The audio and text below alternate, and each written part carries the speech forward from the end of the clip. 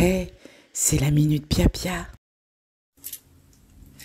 Bonjour, bienvenue à la Minute Pia Pia. C'est Félicité. Je suis tellement ravie de pouvoir parler avec vous, magnifique, éblouissante créature céleste. Comment allez-vous? J'espère que vous avez une semaine riche, j'espère que vous avez continué à travailler sur l'évolution de votre vie, l'éveil, le travail avec les chakras. J'entends des choses qui me font plaisir, je lis des messages qui me font plaisir, où je vois que les gens développent de plus en plus leurs aptitudes en tant qu'être divin sur cette planète, donc c'est merveilleux. Aujourd'hui, on va continuer notre exploration de l'éveil de la Kundalini en passant au stade 3, qui est le stade ici du chakra solaire, le chakra 3, Manipura. Je vous mets le nom quelque part ici. Attendez, ça va donner quoi? Bon, on verra. Là, voilà. C'est la couleur qui est associée à Manipura, c'est la couleur du soleil. Alors, nous, on met jaune en général, mais imaginez plutôt une lumière vibrante, pulsante, comme un soleil, qui serait juste là, en dessous du plexus solaire, au niveau à peu près de l'estomac. Ça serait ici en dessous, là, voyez?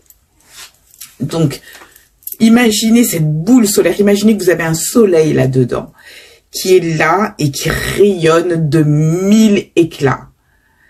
Le verbe associé à Manipura, c'est « je rayonne ». C'est aussi, et une copine m'a fait comprendre ce matin, une amie, c'est aussi l'action. Elle m'a demandé est-ce que ça va être « je fais Manipura » et je lui dis non, c'est « je rayonne ». Mais en fait, c'est « je rayonne » de façon à activer cette énergie qui va me permettre de passer à l'action. Donc, il y a un lien entre accéder à une confiance en soi, une certitude fondée maintenant sur un chakra racine qui est solide, un chakra des appétits qui est maintenant défini. Je suis, je ressens, je rayonne. Par exemple, je suis phénoménal, je ressens ma puissance, je rayonne mon éclat à travers le monde, je rayonne ma présence. Et à partir de ce moment où ce rayonnement est activé, je fais. Par exemple, quelqu'un qui... Je vais essayer de trouver le truc. Allez, on va chercher mon truc. Quelqu'un qui cherche un logement. Donc, je suis propriétaire ou je suis locataire. Je suis donc, je suis. Et dans je sens ou je ressens l'envie de m'acheter de nouveaux meubles. Je ressens le besoin de parcourir les pièces de mon appartement. Je ressens le bonheur d'habiter un endroit qui me correspond parfaitement. Je sens la présence des gens autour de moi. Je sens la paix qui émane de ce logement ou la joie. Vous voyez ce que je veux dire? On entre dans une émotion. Et ensuite, je rayonne de tranquillité, je rayonne de bienveillance, je rayonne de confiance et de sentiment d'être à ma place, d'être ancré. Et maintenant, vous allez passer à l'action. Donc, même chose, je fais des travaux, je fais de la peinture, je fais des aménagements, je fais une fête pour recevoir mes amis et prendre la crémaillère. On ouvre, on est passé de l'ancrage, ensuite à l'émotion, l'émotion qui va générer une forme pensée dans l'éther pour maintenant créer le pont avec la manifestation. Manifestation énergétique, manifestation physique. Ce chakra-là, Manipura, c'est aussi la porte entre les deux niveaux.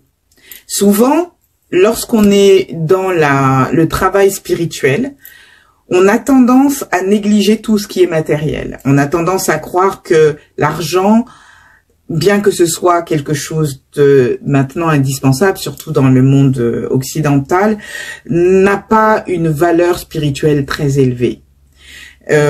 Par exemple, quelqu'un qui a des dons spirituels, des dons de clairvoyance, etc., peut très bien refuser d'être payé parce qu'il estime que ça n'est pas une façon de traiter un don divin. Et que quand quelque chose vous vient de Dieu, eh bien, vous le donnez gratuitement. Mais je vais vous dire quelque chose pour ça. Si votre don, c'est de faire des merveilleuses tartes aux pommes et que vous êtes une pâtissière, donc vous allez les donner gratuitement. Si votre don, c'est de construire des maisons comme maçon et de faire des maisons phénoménales, solides, belles et dans lesquelles les gens se sentent bien, alors vous n'allez pas faire payer. Vous comprenez ce que je veux dire? Parce que ça aussi, c'est un don divin. Ne donnons pas de catégorie au don divin. Quelqu'un qui est doué de ses mains pour guérir, quelqu'un qui est doué de ses mains pour cuisiner, pour coudre, pour soigner, pour masser, etc. Ce sont des dons divins. Et les gens utilisent ça comme des métiers. Donc, ils se font payer pour. Donc, une personne qui aurait un don spirituel et qui se ferait payer pour n'est pas une mauvaise personne. Si je me fais pas payer, moi, c'est tout simplement parce que je suis très, très mal organisée sur ces trucs-là. J'ai déjà expliqué avant, mais je n'ai franchement rien contre. Donc, on revient. Rebelote. Il est donc important, lorsqu'on est justement, et c'est votre cas maintenant, en train de s'éveiller et de s'éveiller en profondeur en tant qu'être spirituel incarné, de ne pas négliger l'aspect incarné et matériel des choses. Manipura, c'est la porte qui permet de créer le flot entre le spirituel et le matériel. Autrement dit, votre condition de magnifique créature céleste et votre condition d'être humain. Vous voyez, c'est la jonction. Donc, c'est un chakra phénoménal et fondamental.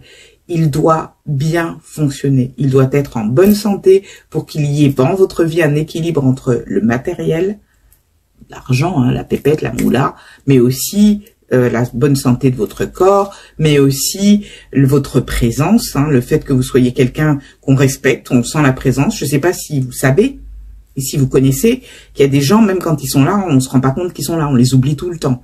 Donc ça, c'est parce qu'ils ne sont pas incarnés. Il y a un problème d'ancrage. Hein. Ça, c'est quelqu'un. Voilà des gens qui doivent travailler sur je rayonne, qui doivent travailler sur je ressens, hein, pour qu'il y ait toutes ces émotions qu'ils puissent partager avec les trucs, mais surtout sur je suis. J'essaie de pas aller trop vite. J'espère que ça va. Donc voilà. Alors, est-ce que j'ai des trucs à dire, comme j'ai eu mes trucs un peu révolutionnaires avant par rapport à ça? Ben, bien sûr.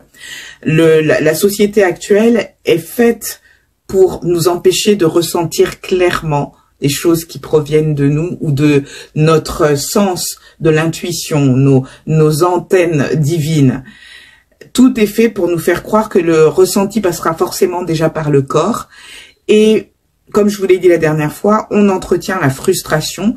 Donc, on confond émotion et ce qui est généré par la frustration. On confond le ressenti aussi et ce qui nous est dicté et généré par la société de consommation en général. Je rayonne va devenir quelque chose pour des produits de maquillage, quelque chose pour faire du sport à outrance, quelque chose pour on passe des bonnes journées, on boit de la bière, on s'éclate entre amis, on rayonne, etc., etc. Mais vous remarquerez qu'on va pas chercher forcément la valeur intra-personnelle, c'est-à-dire ce qui provient de vous, de l'extérieur. L'éclat, c'est pas quelque chose que vous allez acheter. C'est quelque chose que vous allez entretenir. C'est quelque chose qui va émaner de vous. Donc, Manipura, qui va justement s'imprégner dans votre aura. Votre aura est comme votre empreinte digitale, énergétique, qui peut être captée par toutes les créatures dans l'univers, dans le cosmos, hein, et particulièrement sur la planète. Donc, Manipura fonctionne. Vous rayonnez de ce que vous souhaitez justement manifester. Le message part à travers le cosmos et il est saisi par les personnes concernées par la réalisation de ce que vous désirez. Le souci, c'est que maintenant, quand on vous amène des choses de l'extérieur, en vous faisant croire que le rayonnement, ça sera porter tel habit, ressembler à ça, faire telle opération, avoir les cheveux comme ça, boire telle boisson, manger tel truc, habiter dans telle maison, vous voyez ce que je veux dire, avoir telle voiture et tout, on vous coupe finalement de Manipura. On vous coupe et on vous empêche de générer l'être divin que vous êtes. C'est très rusé quelque peu, parce qu'à partir de ce moment-là, vous continuez à agir aveuglément dans cette société, à ne pas faire des choses qui proviennent de vous, mais à faire des choses qui sont attendues de vous. ce qui est très différent. Vous continuez à rester un outil au lieu d'être un être humain avec son libre arbitre. Je tiens à faire quand même des petites nuances. Je suis pas là, une fois de plus, je le redis, pour bousiller la société. Je suis là juste pour vous dire, oui, vous êtes dans cette société, c'est juste, ne soyez pas là-dedans les yeux fermés, soyez conscients de ce qui se passe. Et trouvez dans cet espace fermé, dans cet espace carcéral, créez votre espace de liberté. Il ne peut provenir que de l'intérieur. C'est ce que je suis en train de dire.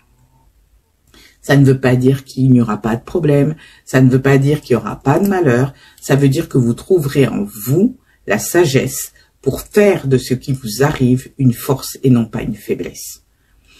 Une chose aussi, l'idée, ça n'est pas de vous révolter et de dénoncer tout. C'est pour moi complètement l'inverse.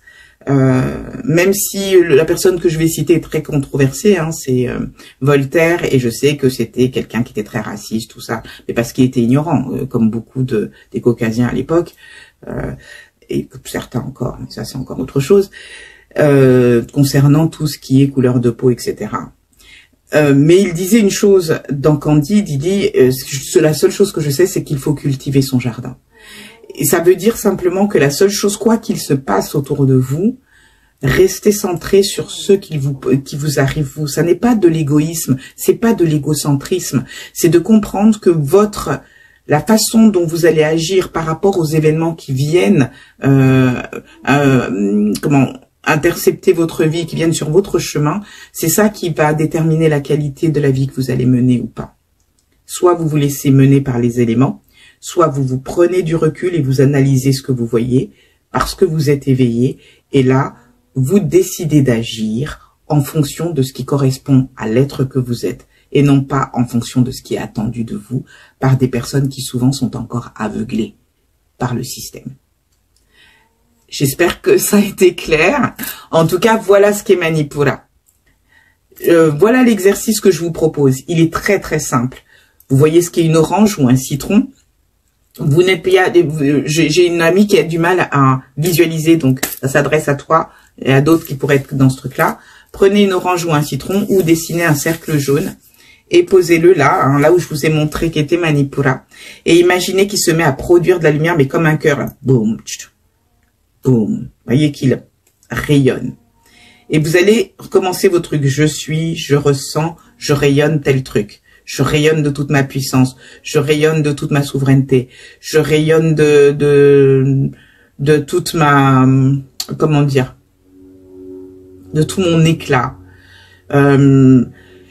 Je rayonne de toute mon professionnalisme. Je rayonne de toute trouver ce qui va dans cet ordre-là. Je vais trouver d'autres exemples. Je suppose que je les mettrai un petit peu comme ça dans les lettres pour que vous puissiez vous retrouver. Parce qu'on entre dans des choses beaucoup plus abstraites. Hein. On part du matériel pour arriver dans des notions de plus en plus fumeuses, mais qui sont phénoménales pour vous et pour votre être. Ces affirmations-là, dites avec cette espèce de soleil qui pulse, va transformer complètement les signaux que vous envoyez à l'extérieur et la façon dont ils sont reçus par l'entourage. Quand vous allez faire ça, imaginez vraiment que vous envoyez quelque chose à l'extérieur. Mais vraiment comme si vous aviez un rayon comme ça qui part de partout, c'est-à-dire que vous avez ce soleil et il rayonne tout autour. Et il renvoie. Et foum, et il renvoie. Et foum, et il renvoie. Vous voyez, allez-y. Changez, transformez le message que vous envoyez à l'extérieur. Vous allez voir que c'est phénoménal. Alors bien sûr, j'ai un exemple pour ça, pensez-vous. Hier, j'étais dans un endroit où j'ai dû faire un discours. Et la première chose que j'ai faite quand je suis arrivée devant tout le monde pour ce discours, donc il y avait plein de gens assis et tout, c'est que je me suis posée, j'ai respiré et j'ai envoyé, bam, tout mon rayon. Et j'ai fait waouh. J'ai fait waouh parce que je regardais tout le monde, mais parce que j'ai senti la montée d'énergie et tout ce que je partageais. Mon discours n'a pas été long et tout le monde m'a écouté. Il n'y avait pas une personne qui était sur son portable parce que c'était pas, je voyais tout le monde. Il n'y avait pas une personne qui discutait avec une autre. Il n'y avait pas une qui se grattait l'oreille. L'énergie que j'ai envoyée a capté tout le monde parce elle provenait de Manipura. Et je rayonnais la joie de vivre, je rayonnais la satisfaction, je rayonnais la confiance et la foi. Je continue à dire que j'ai foi en ce que l'Éternel a mis en chacun d'entre nous. Il y a des personnes chez qui c'est activé, d'autres chez qui ça ne l'est pas. C'est pas mon problème de les aider dans ce sens-là s'ils ne le veulent pas. Chacun a son chemin. Mais j'ai la chance avec vous, superbe créature céleste, d'avancer dans un chemin où ensemble, on essaye de créer un monde dans lequel on va se sentir mieux et aider les autres aussi, juste en se transformant nous, par les vibrations qu'on envoie, les autres aussi à se sentir mieux. Voilà. Bah écoutez, la minute Pia, c'est terminé pour aujourd'hui. Vous avez vu, hein, j'ai parlé moins, parce qu'on arrive vers des choses qui vont être un peu plus abstraites, mais nettement plus intéressantes. Il y a un petit exercice aussi que vous pouvez faire si vous le voulez, qui est par rapport à ici, hein, toujours, qui est pour moi de rentrer votre ventre, comme si vous étiez un bossu, là, rentrez votre ventre, et ressortez-le. Et vraiment, vous arquez votre dos, vous courbez votre dos. Vous arquez votre dos, vous courbez votre dos. Vous allez travailler cette zone-là. Et ensuite, quand vous faites ça, vous respirez par le nez et expirez longtemps par le nez. Donc ça fait...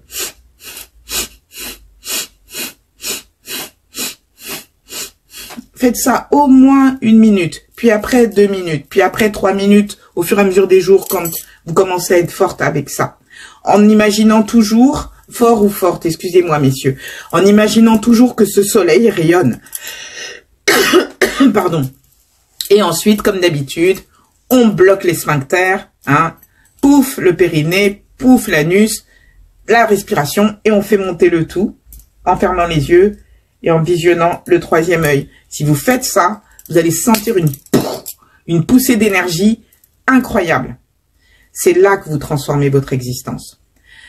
Donc voilà, j'ai déjà donné l'exemple. Je peux vous dire que pour moi, en ce qui me concerne en ce moment, ma vie, elle se transforme à la vitesse de l'éclair.